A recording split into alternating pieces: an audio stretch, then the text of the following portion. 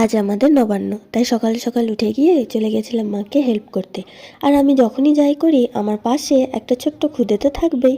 সে দেখছিল বসে বসে আমরা কি করি। তো নবান্ন মানে তোমরা সকলেই জানো নতুন অন্ন। আর এই উৎসব মূলত পালিত হয় অঘ্রাণ মাসে। আমাদেরও সেই নিয়ম অনুযায়ী হয়েছিল। সকাল থেকে তোড়জোড় তো প্রচুর ছিল। মা তো পুরো কাজই সামলে নিয়েছিল, আমি শুধু ভিডিও করতে এগিয়ে গিয়েছিলাম।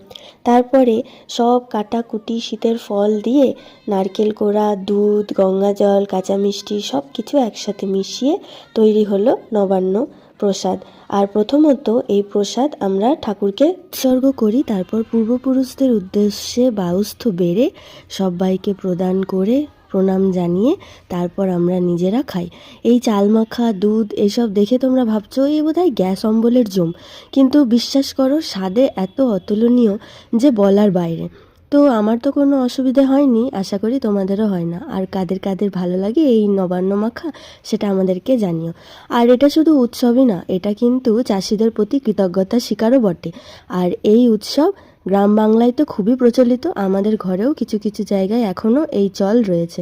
তোমরা কারা কারা এই নবান্ন উৎসব পালন করো আমাকে কমেন্টে জানিও, আর কাদের কাদের কীরকম লাগে খেতে।